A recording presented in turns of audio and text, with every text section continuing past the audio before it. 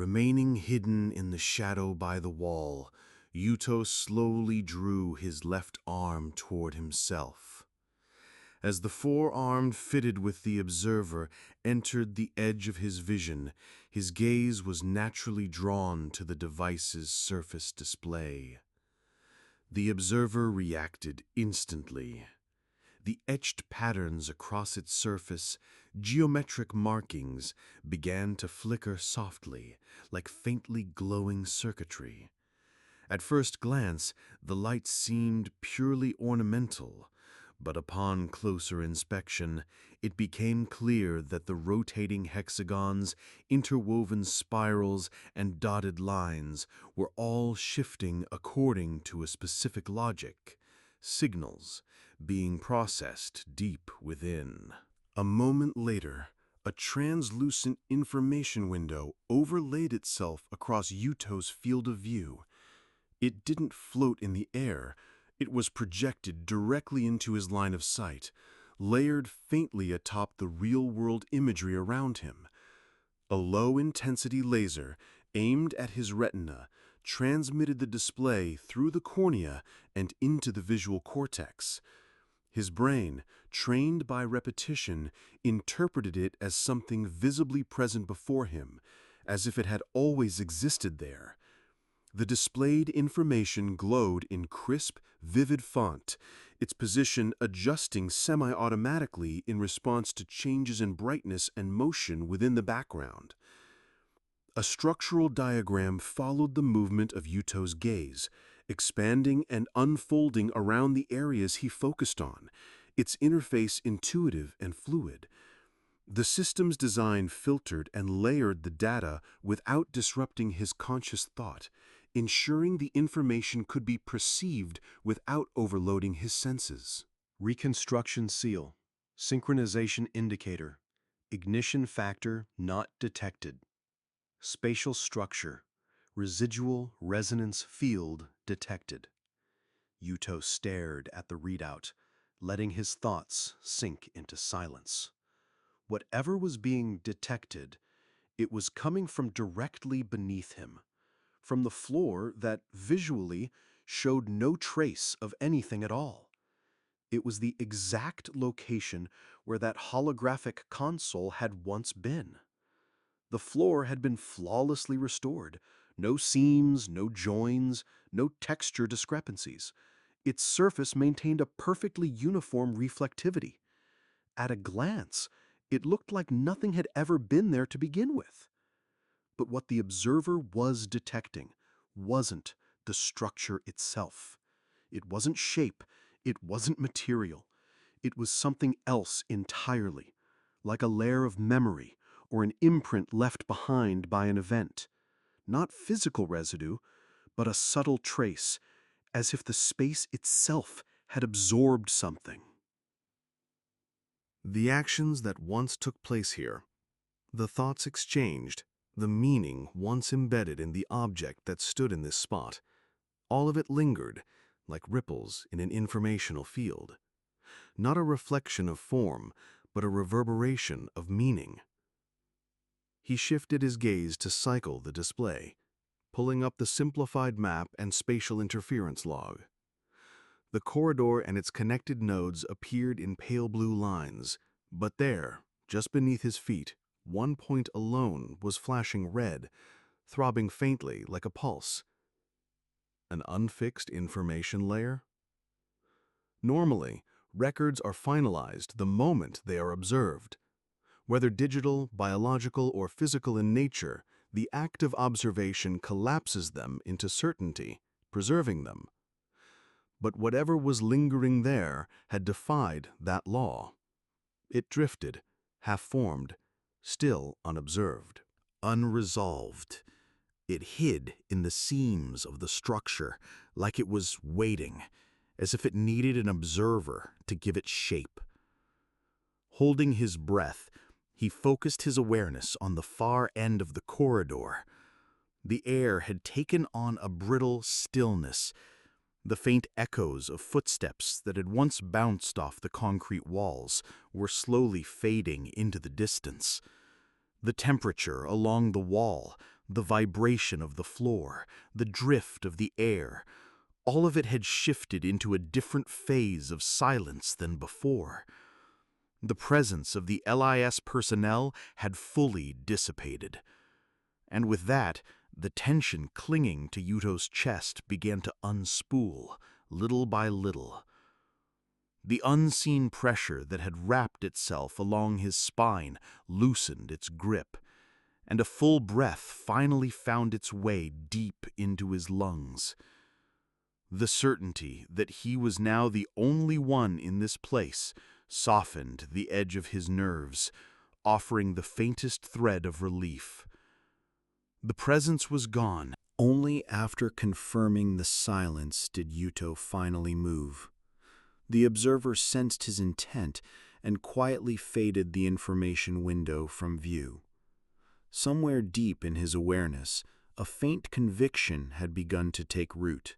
He was the only one able to sense the displacement in this space. In this place that no one else could perceive, he alone was reacting. Slowly, soundlessly, he advanced, a step at a time, toward the point pulsing red, the place where the console had once been. The moment he stepped into it, something in the space shifted. The floor hadn't sunken. Gravity hadn't changed either, and yet he felt it. A faint sensation, as if the world itself had inverted, piercing through his senses and into his mind, carried by something beyond the five senses. His vision shimmered, edges of the scene before him blurred ever so slightly, and the way light reflected off surfaces felt harder, colder than it should. His hearing picked up echoes from the walls that stretched unnaturally long, their contours warped, as though submerged underwater.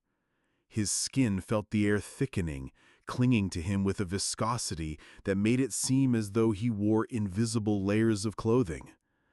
But it wasn't just that. At the center of it all, Yuto sensed a shift, a deep, instinctive awareness that the very surface of the space had slipped.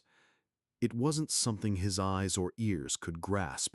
It existed in that hazy domain between sensation and memory, an information layer of the space itself, subtly reorienting its posture in response to him. It was a perception untethered from the five senses, a new awareness as if his very being, in resonance with the observer, was reading the space itself. It was the moment the space opened. Before him, the Reconstruction Seal appeared once more. But this time, it wasn't an illusion. It floated in the space itself, not just his mind's eye, a fully three-dimensional structure suspended in reality. Triangles and hexagons, spirals and rings, constellations of points and flowing waveforms, each flickered and rotated, transforming in tandem with his movements. At the heart of the structure, something like a gravitational pull began to form, subtly drawing his gaze and his consciousness toward it. He knew what it was. It wasn't something he had seen before. It was something he understood. The sensation of recognition had come first. The Reconstruction Seal. This was not a record. It was the information that exists before anything is recorded. Yuto's existence factors and the lingering information factors embedded in this space were intricately entangled in the depths, resonating like a soundless vibration. It couldn't be seen, it couldn't be heard, but it could, without question, be felt. Every nerve in his body trembled ever so slightly. Deep within his chest, he felt a rhythm beating, distinct from his pulse, as if something fundamental had been stirred. That sensation quietly, yet unshakably, seeped into his consciousness. This was something no one else could perceive. It was his alone.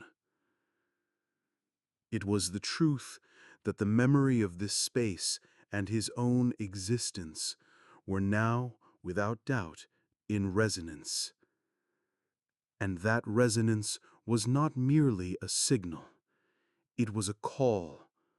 Fragments of memory meant to be restored within this space were reaching out to him. Layers of information were beginning to unfurl, now using his very existence as the key. That was when it happened. The core of the Reconstruction Seal gave a subtle pulse, and the circular structure within it began to slide open. A shift in form, like a sealed door unlocking. From within, particles of light diffused gently outward, floating into the space around him. It was less something seen and more something remembered, like the image of a memory. An unfamiliar corridor shimmered into Yuto's vision. Muffled footsteps, hurried and frantic. A figure running, cradling something in their arms. A cry of desperation, strained and distant. But none of it was clear. Everything wavered, as if seen through the distortion of water. And yet within that flickering vision, Yuto felt it. A dissonance. Not from the sound, not from the image. Something deeper, something buried within him had begun to resonate. It wasn't just a memory playing out before his eyes. It was as if the memory of that space, embedded in the vision, overlapped with the core of his own existence factor. A faint pain stirred deep in his chest, as if something long dormant had been touched. In that moment, a thought surfaced in his mind. This is a memory of the past. The space itself had begun replaying a fragment of its history. Not a record in the clinical sense, but something more visceral, something remembered. Fragments preserved not as data, but as memory. The fear someone once felt here, a decision made in desperation, an impulsive act, a silent prayer. All of it had lingered, etched into the atmosphere, now whispering to Yuto. He took a single step forward. At that instant, the Reconstruction Seal responded. Its spiral form slowly unraveled, and waves of luminous lines began to trace shifting arcs around his body. A soundless resonance traveled down his spine as the perimeter of his vision began to morph again. This was a connection. Something within him had begun to stir, and now it was on the verge of being rewritten. At that moment, the center of the Reconstruction Seal pulsed once more, and the projection in space shifted, layered over into a new scene. The image now displayed a person clad in a standard L.I.S. uniform, seated in a sterile white room, inputting data into a terminal. At first, Yuto couldn't make sense of what connection this scene had to him, but as the figure's hands moved, each joint, each keystroke carried a rhythm so oddly familiar, it sent a ripple of déjà vu through him. Then, as if sensing something, the man looked up from the terminal and gazed at the ceiling. His profile came into view, caught just along the edge of the monitor. Yuto's heart skipped a beat. The face he saw was the profile of the man he had remembered since childhood, the face of his father. At that moment, a voice cut through the static, distorted, but unmistakably human. No records will remain in this space. This will be the last. This wasn't just a playback. The image showed someone in the act of erasing something, actively performing an operation to ensure no record would be left behind in this place. And it wasn't just someone connected to him. No, this was directly, unmistakably linked to Yuto's own past. The voice was familiar, low, measured, its timbre one he was sure he'd heard many times before. Suddenly, the observer issued a warning, and the display shifted. Log detected. Trace of information manipulation in isolated zone. Record adjustment. Evidence of past factor modification confirmed. In Yuto's mind, a single inescapable suspicion began to take shape. The moment that message appeared, the image of his father resurfaced from the depths of Yuto's memory. That sequence, the order of events, was what connected everything. If both the isolation log and the record manipulation alert had triggered at the same time, it could only mean one thing. This space exists outside the control network. In other words, anything done here would never be stored in official records. All traces would remain only as unstable echoes, drifting through the space itself. And now, within those echoes, his father had appeared, and was accessing the original prototype of the observer directly. Yuto understood. He hadn't simply been overlooked in the records. He had been deliberately excluded. The fact that he didn't exist in the record was never an accident. The Reconstruction Seal pulsed with light once again, and within that glow, the figure of that man, his father, took shape. In his hands was a device. Without question, it was the prototype of what would later become the observer. You can only function here.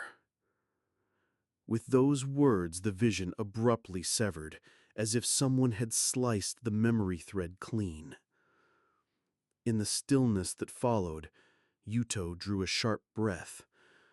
He had always been connected to this place, but perhaps that connection had been designed from the very beginning by someone's will. For what purpose?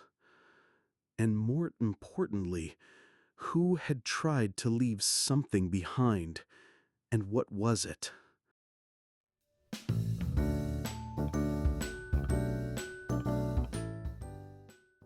Regarding the Echo Bloom phenomenon, public information broadcast.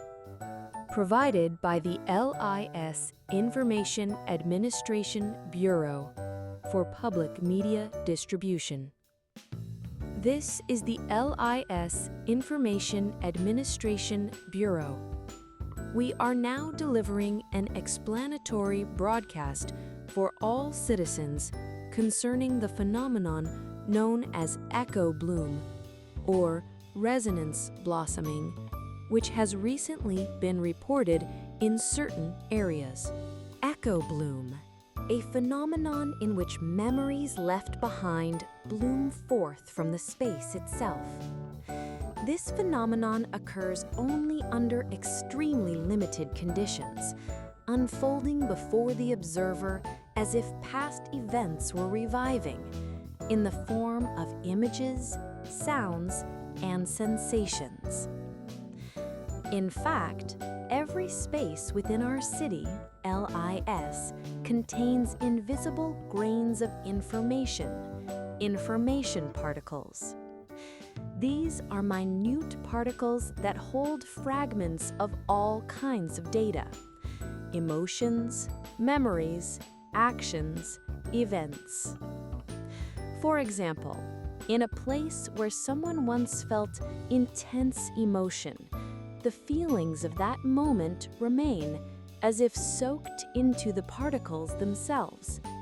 Over time, they sink deeper, disappearing from view, much like forgotten memories lying dormant deep within the soil. And then, sometimes, when a certain person stands there, resonating deeply with the space itself, the particles awaken, link together, and fragments of the past rise into view, blooming all at once. This is the phenomenon known as echo bloom, resonance blossoming.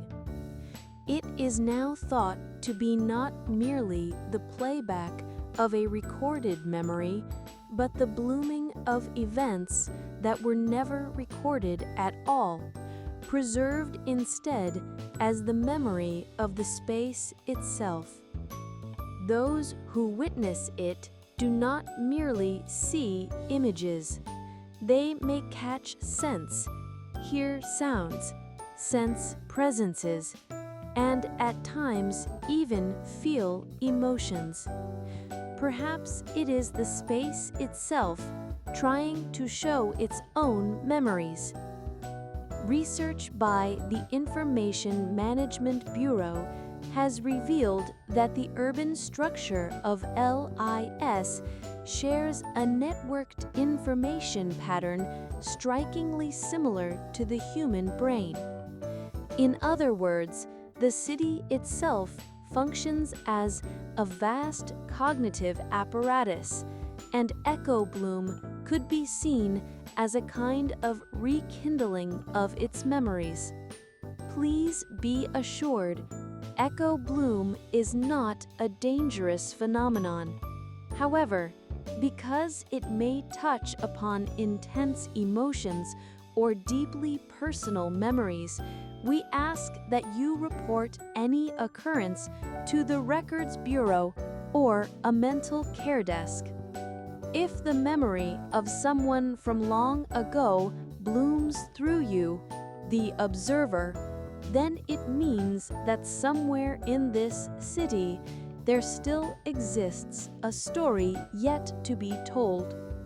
So listen closely to the truths that exist beyond the record. This has been an announcement from the L.I.S. Information Management Bureau regarding the phenomenon known as echo bloom, resonance blossoming.